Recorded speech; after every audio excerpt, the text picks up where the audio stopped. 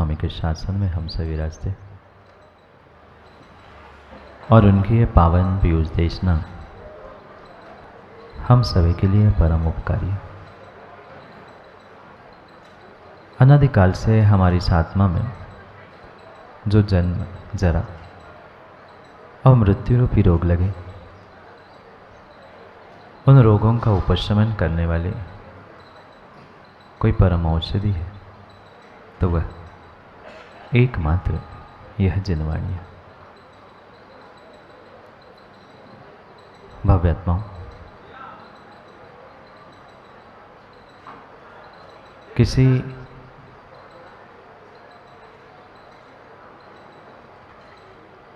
किसी दुकान के बाहर अगर फ्री का बोर्ड लगा हो तो शायद माँ सभी दुकान छोड़कर आप भी वहीं पहुँचोगे, क्योंकि जो भी फ्री मुफ्त एक के साथ एक मिलता है उसे प्राप्त करने का हर कोई इंसान, हर व्यक्ति प्रयास करता है। और दूसरों की क्या कहे, शायद आपको भी कुछ ऐसा कहीं रोड पे, दुकान पे दिख जाए तो माँ स्वाभाविक रूप से आप भी सबसे पहले वहाँ पहुँचोगे, क्योंकि जिसमें मेहनत नहीं है, जो आसानी से मिल रहा है, फ्री में मिल रहा है, मुफ्त में मिल रहा है, उसे हर कोई प्राप्त करना चाहता है। पर जहाँ फ्री में मिलने वाले उस वस्तु, उस स्थान, वहाँ बहुत सारी भीड़ भी मिलती है, पर विरला ही कोई ऐसा व्यक्ति होता है जो सही मायने में जानता है कि मिलने वाली वस्तु क्या है। ये जीवन की आज नई प्रयोगशाला यहाँ प्रारंभ होने वाली है, जहाँ आपको भी बहुत कुछ फ्री में मिलने वाला है शिविरार्थियों।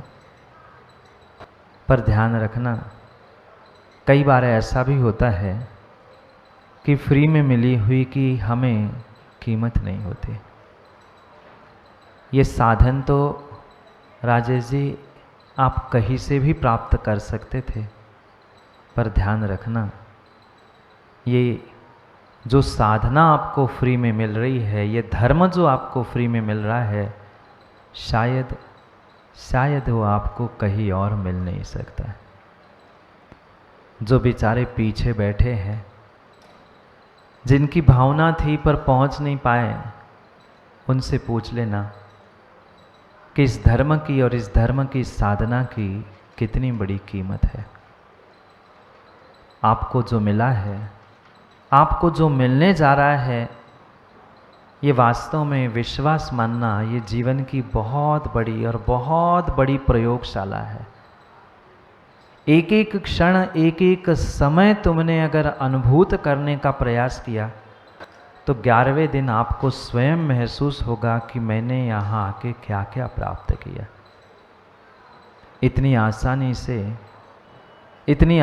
से ये धर्म, ये साधना, गुरु का ये मार्गदर्शन और गुरु का सानिध्य हर किसी को मयूर भाई नहीं मिलता। मात्र शिविरार्थियों के लिए ही नहीं, अपितु जो लूटना चाहे, फ्री की दुकान में ये नहीं लिखा मिलता कि किसी वर्ग विशेष के लिए है। रोडपति भी उसी लाइन पे लगता है और करोड़पति भी उसी लाइन पे लगा मिलता है। और ये तो धर्म की दुकान है। जैसे किसी मॉल में, आप लोग गए कभी? मॉल नहीं जाते? मॉल गए होंगे, वहाँ एक छोटी सी सुई से लेकर बड़ी सी बड़ी वस्तु एक ही स्थान पे मिलती है। ये धर्म की, ये जीवन की प्रयोगशाला, और जो कुछ भी हमें ये 10 दिन मिलने वाला है, पक्का मानना, यहाँ तुम जो खरीदना चाहो, जो प्राप्त करना चाहो, वह छोटे से छोटा लेकर बड़े से बड़ा सब कुछ तुम्हें मिल सकता है। एक आम आदमी, एक खास आदमी भी उसे प्राप्त करते हुए अपने जीवन में बहुत कुछ और बहुत कुछ प्राप्त कर सकता है। क्योंकि आप सभी जानते ही हैं, आज शिविर का और पर्युषण का भी पहला दिन है। और ये एक बार जो इसे टेस्ट करेगा, एक बार जिसे साधना में धर्म मार्ग पर आनंद आएगा, विश्वास मानना वो धर्म छोड़कर कभी जाने का प्रयास कर ही नहीं सकता। ये बात हो सकती है। पानी में कूदने से पहले कई बार डर लगता है, भय लगता है, मैं डूब ना जाऊं, मैं स्विमिंग कर पाऊंगा कि नहीं कर पाऊंगा। पर एक बार पानी में उतरने के बाद जैसे ही हाथ पांव मारने लगता है, उसे विश्वास होता है कि हाँ, मैं भी अच्छा तैराती बन सकता हूँ। ये धर्म की भी अनुभूति ज्ञानियों शायद ऐसी ही है। शायद धर्म की भी अनुभूति ऐसी है, और किसी वर्ग विशेष, किसी 1, 2, 50, 200 व्यक्तियों के लिए नहीं। ये तो फ्री की दुकान सबके लिए खुली है। जो लूट सकता है वो लूट ले, जो प्राप्त कर सकता है वो प्राप्त कर सकता है। क्योंकि जो एक बार इसका स्वाद लेगा, जो एक बार धर्म की अनुभूति लेगा, साधना की अनुभूति लेगा, पक्का मानना वो धर्म से कभी दूर हो ही नहीं सकता। साधना से, देव शास्त्र गुरु से कभी दूर हो ही नहीं सकता। वो भी छोड़ने का विचार ही नहीं कर सकता। क्या आप सभी तैयार है शिविरार्थी? नींद तो नहीं आ रही? सुबह से उठा जो दिया जल्दी से। ये 10 दिन है युवाओं, मात्र और मात्र 10 दिन, और 10 में से 1 दिन तो आज का तो दिन गया। मात्र 9 दिन और आपको सुबह जल्दी उठना है और एक एक क्षण की ऐसी अनुभूति करना जो तुम्हारे बचे हुए 355 दिनों के लिए तुम्हें रिचार्ज कर दे। क्योंकि माँ, घर में, परिवार में क्या होता है ये कहने की आवश्यकता है मुझे नहीं है। मुझे बिल्कुल भी आवश्यकता नहीं है। घर में, परिवार में, मित्रों के साथ और सबके साथ रहते रहते आज तक हमने क्या किया और शायद पुनः घर जाके क्या करना है, ये सबको सब कुछ पता है। पर जैसे हमें बाहर का सब कुछ पता है, ऐसे ही कभी अपने बारे में और अपने धर्म के बारे में भी समझने की आवश्यकता है। मात्र पूजा पाठ करना, मात्र उपवास कर लेना, दान कर लेना, इतना ही मात्र ज्ञानियों धर्म नहीं है। धर्म के मायने कुछ और थे। आज मात्र पर्युषण के नाम पे सर्वत्र कहीं प्रदर्शन, कहीं प्रदूषण चल रहा है। और पर्युषण का सही अर्थ तो यही है, इस प्रदर्शन और उन प्रदूषण से दूर होते हुए अपने असली धर्म को पहचानना, असली धर्म तक पहुंचना, यही सही मायने में पर्युषण पर्व है। कई बार सुना, पढ़ा, लिखा और मनाया भी होगा आप सभी ने पर्युषण। जिनेन्द्र पंडित जी, पर्युषण क्या अर्थ है? पढ़ते गए, सुनाते गए, 10वें दिन पूरा हो गया, 11वें दिन क्षमावाणी हुई, अगले हफ्ते हुई, हम भूल गए। जब अगला पर्युषण आता है तब याद आता है कि अरे पुनः पर्युषण आया।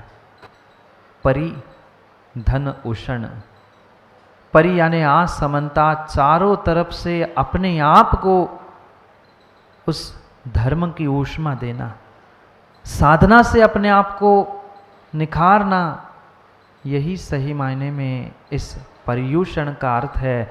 और पर्व तो जोड़ना ही होता है। और जब तक हम अपने आप को धर्म से, अपने आप को परमात्मा से, अपने आप को साधना से, अपने आप को देवशास्त्र गुरु से जोड़ नहीं पा रहे हैं अंदर से, बाहर से तो फोटो खींचते हुए हमने कई बार जोड़ लिया, नहीं खींचते फोटो, पहुंच के देर नहीं होती, ये सब पहले फ़ोटो चाहिए कि हम पहुँचे हैं। फिर पता कैसे चले घर वालों कि हम पहुँचे थे। बाहर से तो कई बार हम महादेव शास्त्र गुरु से जुड़ने का प्रयास कर चुके हैं, पर ये एक ऐसी अनूठी प्रयोगशाला यहाँ प्रारंभ होने जा रही है जिसके माध्यम से आप आत्मा से ही परमात्मा तक पहुँचने का पुरुषार्थ कर सकते हैं। क्योंकि पक्का मानना, धर्म बाहर नहीं है। जिसे आज तक तुमने बाहर खोजा है वह धर्म बाहर था ही नहीं। उस धर्म तक पहुंचने के लिए ये सब धर्म की क्रियाएं थी, पूजा पाठ तपस्या, ये सब कुछ उस अंतरंग के धर्म तक पहुंचने का ही प्रयास था।